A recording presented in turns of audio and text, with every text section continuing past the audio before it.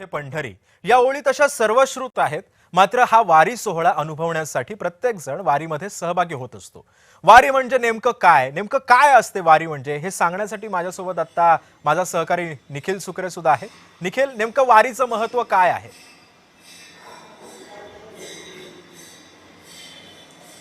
खरं तर आनंदाचे डोही आनंद तरंग म्हणत सध्या आपण वारकरी सगळे हे वाटचाल करताना आपण पाहतोय. आज देहूमधून प्रस्थान होतंय, उद्या आळंदीतलं प्रस्थान होईल आणि हे सगळे वारकरी जे आहेत ते सुंदरते ध्यान उभेविटेवरी करकटावरी ठेवून या अशा प्रकारची सुबक अशी पांडुरंगाची जी मूर्ती आहे, जे दर्शन आहे ते करण्यासाठी वारी जी आहे ती अख्खा हा आषाढीपर्यंतचा प्रवास करत निघालेली आहे. परंतु वारी म्हणजे नेमकं काय, तर वारीची व्याख्या जी आहे ती प्रत्येक जण आपापल्या परीनं करत असतो. परंतु मला वाटतं वारी ही व्याख्या करण्यासाठी सारखी गोष्ट नसून ती जगण्याची गोष्ट आहे. प्रत्येक जण आपापल्या परीने वारी जगत असतो. अगदी तुम्ही बघितलं तर आपण ज्यावेळेस रिपोर्टर म्हणून, बातमीदार म्हणून ज्यावेळेस ही वारी कव्हर करत असतो त्यावेळेस अगदी गंध लावणाऱ्या मुलापासून ते पार जेवण वाढणाऱ्यापर्यंत प्रत्येकाला आपण माऊली म्हणून हाक मारत असतो किंवा ते आपल्याला माऊली म्हणून हाक मारत असतात. खरं तर माऊलीचा हा प्रवास जो आहे तो एकंदरीत या सगळ्या प्रवासामध्ये आपण अनुभवत असतो. आणि त्यामधून जी आहे एक गोष्ट बघण्यासारखी मला अत्यंत आवडणारी गोष्ट आहे ती म्हणजे इथं कुठं हेवा दावा नाही, कुणाच्या पायावरती पाय पडल्यानंतर ना शिवीगाळ केली जात नाही, तर माऊली म्हणून दर्शन घेतलं जातं. हा खरं तर वारकरी संप्रदायामधील मोठेपणा आहे, जो मोठेपणा आपल्याला सातत्यानं बघायला मिळतो. अगदी आपण पाहतो की कीर्तनकार असतील, प्रवचनकार असतील किंवा सामान्य वारकरी असतील किंवा शेतकरी असतील, हे सगळेजण एकरूप होत असतात. वारी हा एकरूप होण्याचा सोहळा आहे असं मला वाटतं. आणि या सगळ्यामध्ये जर आपण एक बघितलं तर सगळा प्रवास कशासाठी सुरू आहे, तर कुठल्या स्वार्थापोटी सुरू नाहीये, तर तो फक्त विठ्ठलाच्या दर्शनासाठी सुरू आहे. हे मला सगळ्यात सुंदर वाटतं सर.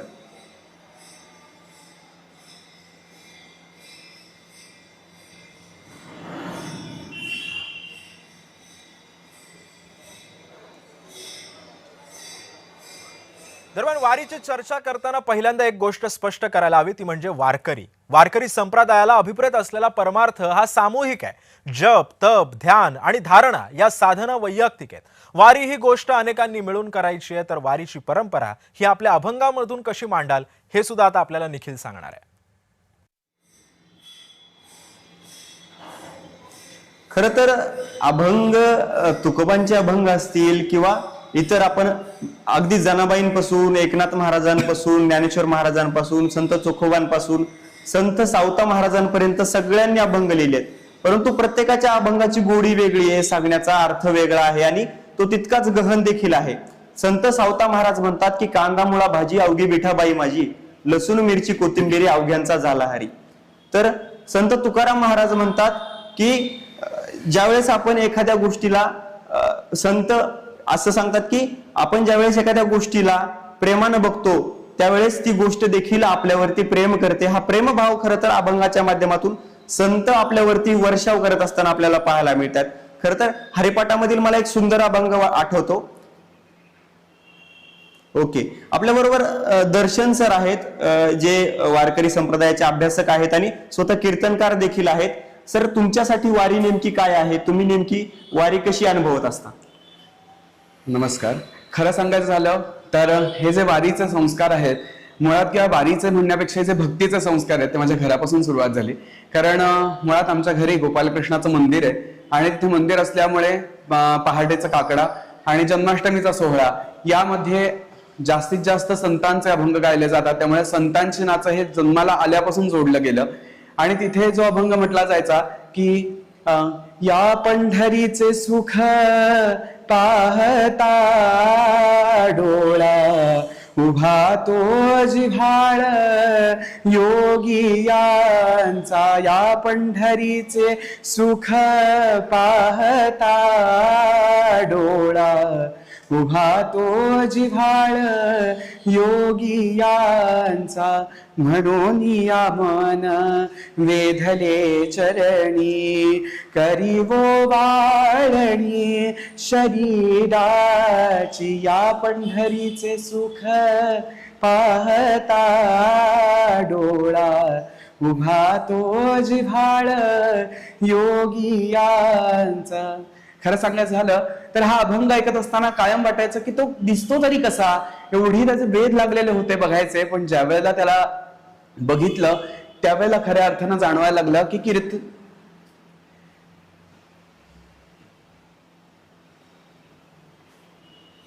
चालेल. दरम्यान वारीमध्ये सहभागी होणाऱ्या प्रत्येक व्यक्तीला वारकरी म्हणतात हे आपल्याला सर्वांनाच परिचयाचं आहे. आपल्या सर्वांनाच ते माहिती आहे. मात्र वारकरी या शब्दाचा नेमका खरा अर्थ काय आहे, कसं वर्णन कराल याचं?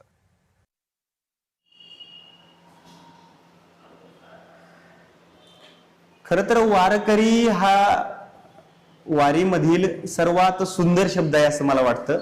आणि याबद्दलच दर्शन वाजे सरांना काय वाटतं आपण ऐकूया. सर, तुम्ही कीर्तनकार म्हणून वावरत असता, वारकरी म्हणजे नेमकं काय सांगा? खरं सांगायचं झालं तर संतांच्या शब्दात सांगायचं झालं तर धन्य धन्य जन्म ज्यांचा वारकरी पंढरीचा.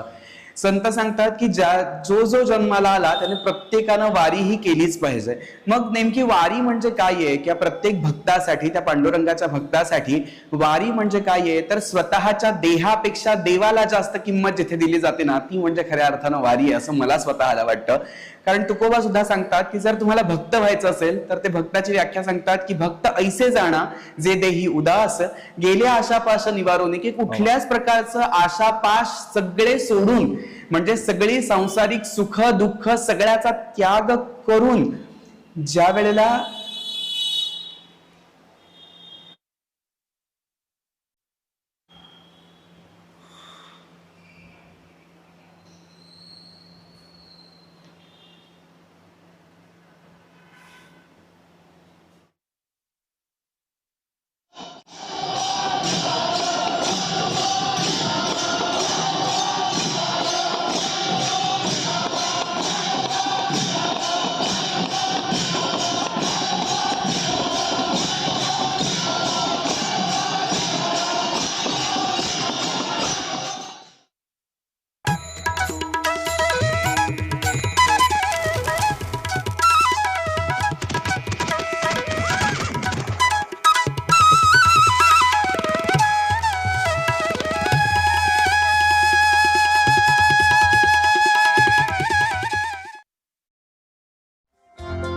पाहत रहा जय महाराष्ट्र न्यूज.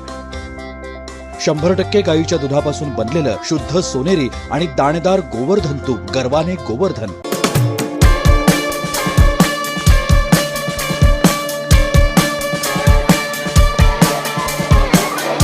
महाराष्ट्राची शक्तिस्थानं,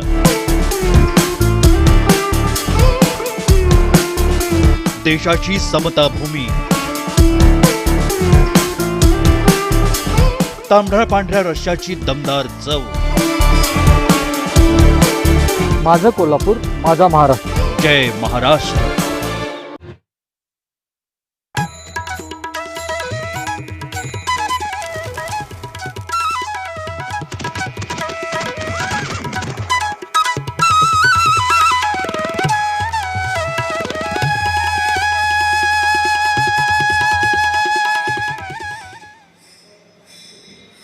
ब्रेक नंतर आपल्या सगळ्यांचं कार्यक्रमामध्ये स्वागत. खरं तर दर्शन सर, वारकरी आपण पाहिलं, परंतु वारीची सौंदर्य काय आहे असं तुम्हाला वाटतं, ज्यामधून वारी खरं तर उमटत असते, ती पेरली जात असते? खरं सांगायचं झालं तर ही जी जाणारी जी वारी आहे, म्हणजे आळंदीपासून किंवा देहूपासून जी पांडुरंगापर्यंत जाणारी जर वारी आहे, ती जर बघितलात तर ती ऐश्वर्य वारी आहे. कारण तिथे भरपूर जण तुम्हाला काही ना काहीतरी देत असतात, पण ज्या वेळेला तुकोबा आणि ज्ञानोबा पांडुरंगाला भेटून ज्या वेळेला पुन्हा मागे येत असतात, ती खऱ्या अर्थानं वैराग्यवारी आहे. हे मला खऱ्या अर्थानं सांगायचं की ह्या ऐश्वर्य आहे खरं तर या वारीचं, की जाताना पांडुरंगा किंवा ज्ञानोबा तुकोबा शिकवत जातात की तुला हे सगळं मिळत जाणार आहे, पण ह्याच्यात अडकू नकोस, कारण तुला पोहोचायचं कोणापर्यंत, तर तुला पोहोचायचं आहे त्या पांडुरंगापर्यंत. तुझं एम काय या आयुष्याचं, तर त्या पांडुरंगाला भेटणं हे तुझं एम आहे. आणि एकदा का तू त्या पांडुरंगाला भेटलास की तिथून पुन्हा येत असताना आता तुला या संसारात कुठेही अडकायचं नाहीये, आणि संसारात कुठेही न अडकता तुला संसार पूर्ण करायचा आहे. का तर जसं ज्ञानोबांचा जसा अभंग आहे की ज्ञानोबा ज्या वेळेला निघाले पुन्हा अवतार घेण्यासाठी, ज्ञानोबांचा ज्या वेळेला अवतार होणार होता त्यावेळेला कदाचित ज्ञानोबा त्यांना पांडुरंगाला हे वचन देऊन आलेले होते की अवघाचे संसार सुखाचा करीन आनंदे भरीन तिन्ही लोक. हे किती सोन्यासारखे शब्द आहेत आपल्याला ज्ञानोबांनी दिलेले की या संसारामध्ये आपण कशासाठी आलो, तर प्रत्येक गोष्टीची तक्रार न करणं. तर त्यासाठी त्याही पेक्षा मला काय करायचं आहे की अवघाचे संसार सुखाचा करीन. मी कसा करीन पांडुरंगा संसार, तर पांडुरंगा मी संसार अतिशय सुखाचा करीन, कुठल्याच बाबतीची तक्रार मी तुझ्याकडे करणार नाही. पण जे काम तू माझ्यावरती सोपवलंस ते काम काय आहे, तर अवघाचे संसार सुखाचा करीन आनंदे भरीन तिन्ही लोक. तर मी या त्रिभुवनाला आनंदानं भरून टाकीन. हे तुझं दिलेलं माझ्याकडे काम आहे, ते मात्र की काम मी नेमानं करीन.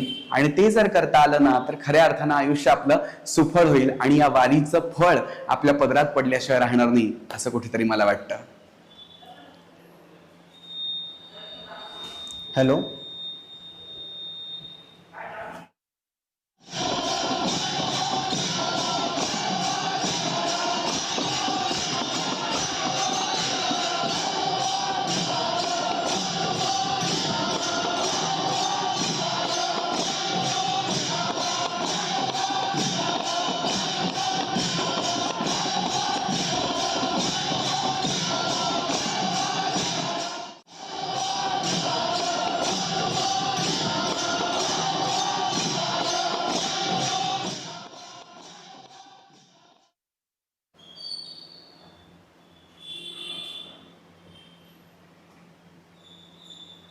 वारकरी म्हणून तुम्ही वारी कशी जगत असता? खरं तर तुमच्या विभागामध्ये कशी वारी असते?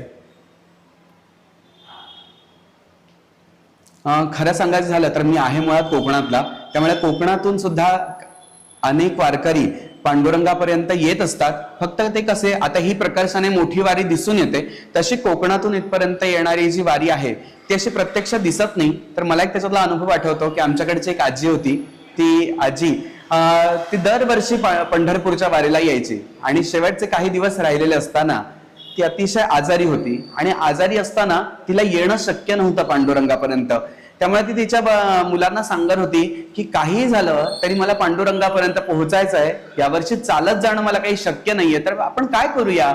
तर त्यावेळेला तिचा मुलगा सांगायला लागला, ठीक आहे आई, काळजी करू नकोस, यावर्षी तू एकटी जाऊ नकोस, आपण सगळेजण मिळून पंढरपूरला जाऊया आणि आपण एकत्र जाऊया. म्हणून गाडी ठरवली आणि गाडी ठरवल्यानंतर ते सगळेजण पंढरपूरपर्यंत पोहोचले आणि पंढरपूरपर्यंत पोहोचल्यानंतर पांडुरंगापर्यंत पोहोचली, नमस्कार केला, काही पास काढावा लागला, ते सगळं करून ती सगळे सिस्टीम सांभाळून पांडुरंगापर्यंत पोहोचली. आणि पांडुरंगापर्यंत पोहोचल्यानंतर पुन्हा आल्यानंतर त्या चंद्रभागेपर्यंत आली पुन्हा दर्शन घेण्यासाठी. आणि मात्र खऱ्या अर्थानं सांगायचं तर तिथे वारी सुफळ झाली की तिथेच तिने शेवटचा श्वास घेतला. म्हणजे मला सांगायचा मुद्दा असा आहे की वारी जगायला कशी शिकवते हे महत्वाचं आहे.